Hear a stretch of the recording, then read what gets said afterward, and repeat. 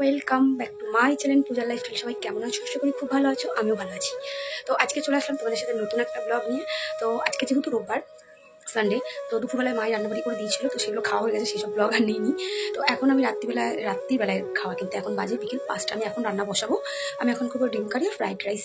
তো চলো অল্প করেই করবো, যেহেতু সোমবার কাল, মানে তোমরা যখন ভিডিওটা দেখছো সেই দিনটা হচ্ছে সোমবার। বরাবরই যেন আগের দিনের ব্লগ করি, পরের দিন আপলোড করা হয়। তো আজকে আমি রোববারের ভিডিও করছি। তো আজকে আমি করবো ফ্রাইড রাইস আর ডিম কষা রাতে খাওয়ার জন্য। অল্প করে করবো যাতে ক্লিয়ার পরিষ্কার হয়ে যায়, কারণ সোমবার আমি আবার উপোস করবো নর্মালি যেরকম উপোস করি। আজকাল এবার এই সপ্তাহের গঙ্গায় নয়, বাড়িতেই তো আমাদের শিব ঠাকুর আছে। তোমরা বরাবরই আমার যারা ঠাকুরের সিংহাসন দেখেছো, ঠাকুরের জায়গা দেখেছো, তোমরা দেখেইছো আমার কি ঠাকুর আছে না আছে। তো আমি বাড়িতেই জল ঢালবো, তাই এখন চলো রান্না করবো, তোমাদের সাথে পুরো রান্নাটাই আমি শেয়ার করবো। চলো যাওয়া যাক। এখানে আমি আলু নিয়ে নিয়েছি, আর এখানে আছে 4টে ডিম, এখানে পেঁয়াজ, আদা, রসুন, টমেটো পেস্ট করে নিয়েছি। আর এদিকে কড়াই কিন্তু আমি গ্যাসে বসিয়ে দিয়েছি। চলো, আর এদিকে ফ্রাইড রাইসের চালটা আমি অনেক আগেই ভিজিয়ে রেখেছি। এবার চলো আমি রান্না স্টার্ট করি। আমি 4টে ডিম সেদ্ধ বসিয়ে দিয়েছি। ভাববে 4টে ডিম কার? বাবা, মার, আমি আর শান, আমাদের 4জন। দুপুরে মা খাওয়ার পাঠিয়েছিল, সেটা খেয়ে নিচ্ছে। রাতে আমি পাঠাবো, মা ওদের হয়ে যাবে। আর এই যে এবার আমি আলুটা এখানে আগে ভাজতে দেবো। আলু ভাজতে ভাজতে ডিমটা সেদ্ধ হয়ে যাবে, তারপর ডিমটা এখানে ভাজবো। চলো স্টার্ট করে দিই আমার কাজ। তো তেল গরম করে আমি কিন্তু এখানে সাদা জিরে, তেজপাতা ফোড়ন দিয়ে আলুটা ভাজতে শুরু করি। আর দেখো ডিম কিন্তু বেশ ফুটছে, বা ডিমটা নামানোর সময় হয়ে গেছে। আর এইদিকে আমি নিয়ে নিয়েছি দেখো লঙ্কা, চিনি, কাশ্মীরি লঙ্কার গুঁড়ো, হলুদ, চিনি, কাশ্মীরি লঙ্কার গুঁড়ো, নুন, জিরের গুঁড়ো, আর এটা ঝাল লঙ্কার গুঁড়ো। ঠিক আছে, এবার এইগুলো আমি, আর এখানে নিয়ে নিয়েছি আমি গরম মশলা।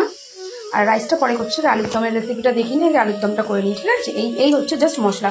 আর ওখানে এই যে এখানে তো রয়েছে পেঁয়াজ, আদা, টমেটো বা পেস্ট করা। এই মশলা দিয়ে আমি আজকে রেসিপিটা করবো। তো এই দেখো যে আলুটা কিন্তু লাল করে ভেজে নিচ্ছি। আর এই যে এখানে দিয়ে দিচ্ছি ডিমটা ভাজবো। আর এখানে এলাচ, দারচিনি আর নুন দিয়ে এই জলটা ফোটাবো। তারপর কিন্তু আমি চালটা দেবো ফ্রাইড রাইসের জন্য। ডিমটা ভাজা করে তুলে নিই। হাতে নিয়ে নিচ্ছি একটা এলাচ আর দারচিনি, এটা আমি তেলে দিয়ে দেবো। গন্ধটা বেশ ভালো বেরোয়। এবার আমি এই মশলাটা দেবো। দেখো মশলাটা কিন্তু আমি দিয়ে দিয়েছি তেলে। এটা তো টমেটো, আদা, কাঁচা লঙ্কা, রসুন পেস্ট ছিল। আর এই যে মশলাগুলো নিয়েছিলাম, সেই গুঁড়ো মশলাগুলো সব আমি দিয়ে দিলাম। এবার আমি এই মশলাটাকে ভালো করে কষাবো। তো এই যে দেখো মশলাটা কিন্তু কষে যাওয়াতে আমি আলুটা দিয়ে দিয়েছি। আলুটাতে একটু কষিয়ে তারপর একটু জল দিয়ে ডিমটা দিয়ে দেবো। দেখতে পাচ্ছ, বেশি জল দেবো না, আলুটা সেদ্ধ হয়ে যাচ্ছে। অল্প যেহেতু কষা করবো, জলটা বেশি দেবো না। মনে করবে যে ঘরে কোনো সবজি নেই, তো ফ্রাইড রাইসটা কীভাবে করবে? সবজি ছাড়া চালু ফ্রাইড রাইস আমি এইভাবেই করি। দেখবে ঘরে বাচ্চারাও ভালো খায় যেহেতু ফ্রাইড রাইসটা। তো অনেক সময় সবজি থাকে না, যেমন আমার ঘরে আজকে দিনে কিন্তু গাজর ফাজর কিচ্ছু নেই। আমি গাজর ফাজর সমস্ত ছাড়া জাস্ট কাজু কিশমিশ দিয়ে আমি বানাবো। মানে এটাই আমার ছেলেও ভালো খায়, আমিও খাবো। তুমি কিছু করার নেই, সবসময় তো ঘরে সবজি থাকে না, সবসময় তো কথা বলতে বলতে কেউ যে নাম করছে না, গালাগাল দিচ্ছে চাই না, বিষম চলে গেছে পুরো আমার। জানি না কে নাম নিচ্ছে, মানে মারাত্মক রকম বিষম খেলাম আমি মতন। যাও ছাড়ো, পরে কথা বলছি। হ্যাঁ, নাহলে দুমাটকে মরে যাবো এখন আমি। গলা বহুতই হচ্ছে। যাক, যেটা করছি চলো দেখো। আমি কড়াইতে দেবো ঘিটা আগে গরম হতে দিই। ঠিক আছে, ঘিটা গলে যাক আগে। তো দেখো ঘি কিন্তু আমার অলমোস্ট হয়ে গেছে। এবার ঘি আমি আগে কিশমিশগুলো আগে ভেজে নেবো। আর এখানে তো ভাতটা রেডি হয়েই গেছে। আর এই যে কাজু রয়েছে, আর এই যে এই মশলা, এইটুকু দিয়ে আমি আজকে রাইসটা করবো। প্রথমে আমি কাজুটা দিয়ে দিয়েছি, আরও চিনিও লাগবে। ঠিক আছে, চিনিও রাখা রয়েছে এখানে। তো আমি প্রথমে কাজুটা দিয়ে দিয়েছি, কাজুটা ভেজে আগে তুলে নিই। হ্যাঁ, তো কাজুটাই যে আমি তুলে নিয়েছি ভেজে। এবার আমি কিশমিশটা ভাজবো। ঠিক আছে,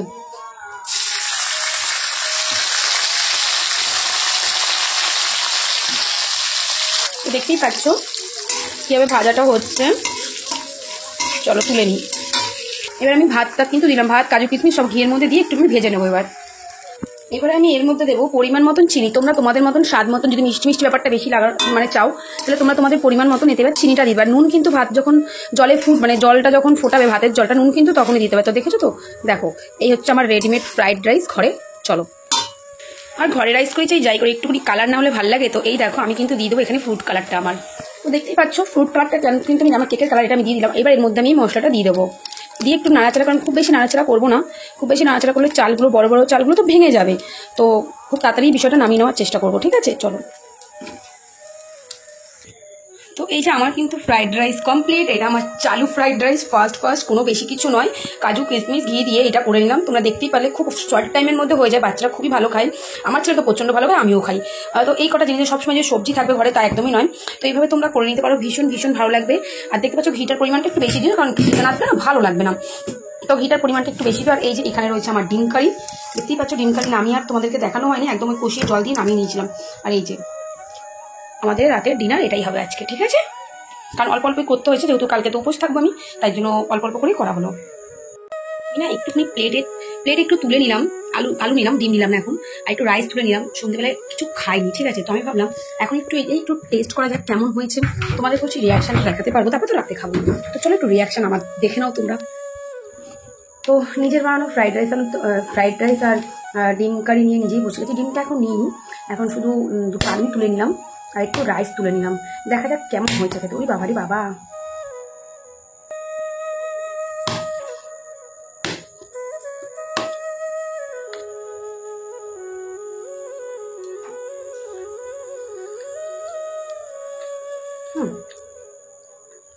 দেখো নিজে রান্না করে নিজে তো ভালো বলতে নেই, এটা বলা যায় না। অন্য কেউ খেয়ে যদি বলে ভালো হয়েছে তবেই মানবো হ্যাঁ ভালো হয়েছে, বাট বিশেষ করে আমি একটু নিলাম, রাতে আবার খাবো, এখন একটু সন্ধ্যে খেয়ে নিই। তো নট ব্যাড, ভালো হয়েছে। মানে অল্প কিছু জিনিস দিয়ে এর চাইতে ভালো আশা করা বোধহয় উচিত না, তাই না? সত্যি বলছি, তোমরা ট্রাই করো ঘরে, কারণ সবসময় গাজর, বিনস, ফুলকপি এগুলো পাওয়া যায় না সবসময়, জানো তো হাতের কাছে। বা ঘরে ব্যাটার ছেলে থাকতে দৌড়ে গিয়ে নিয়ে আসলে একরকম ব্যাপার, ঘরে তো সেরকম কেউ নেই, তো নিজেকেই বেরোতে হবে, কিন্তু সবসময় সেটা হয়ে ওঠে না। তাই জন্য ভাবলাম ঠিক আছে, যা আছে যেটুকু আছে ওর মধ্যেই চলো করে নিন। সবজি বাজার এখন খেয়ে যাবে, আবার বাজারে গাজর কিনতে দরকার নেই। তো খুব কম জিনিস দিয়ে আমি জিনিসটা করলাম, তোমরা খেয়ে দেখতে পারো। আমার ছেলের রিয়াকশন রাতে দেখাবো তোমাদেরকে। এখন মায়ের বাড়ি গেছেন, লোককেও খাওয়াতাম, মায়ের বাড়িতে রয়েছে, তো রাতে তোমাদেরকে আমার ছেলের রিয়াকশনটা দেখাবো। কী করবো, টাইম কাটছে না, এই বসে বসে নিত্য নতুন রান্নাই করে বেড়াই না, মোটে নিত্য নতুন না, বাট যদি টাইম পাস করো। আজকে মানে সন্ধ্যে থেকে বসে সন্ধ্যে না বিকেল থেকে পুরো বিকেল আমি একটা মুভি দেখেছি, মানে তুষার কাপুর, তারপরে তোমার ওর নামটা কি, ভূত বইটার নাম হচ্ছে ভূত, মল্লিকা সারাফ সব এরা যে ছিল, ওই বইটা দেখছিলাম। আমার ভীষণ ভালো লাগছিল, কমেডিটা একটু হাসির টাইপ ভূতের, তো ওটাই দেখছিলাম, দেখে সময় কাটলো। তারপরে রান্নার দিকে আসলাম, আর রান্না করতে করতে তোমাদের সাথে তো আর লাইভ করিনি, তাই রান্না করতে করতে বই দেখতেই রান্না করলাম। তো চলো আপাতত এই অবধি থাকুক, তারপর আমার ছেলে আসুক, তারপরে ওর মুখ থেকে তোমরা শুনে নিও কিরকম হয়েছে, ঠিক আছে? তারপরে না আমার ভিডিওটা আমি এন্ড করবো। চলো আপাতত টাটা। কেমন হয়েছে বল? ভালো হয়েছে, ভালো হয়েছে তো।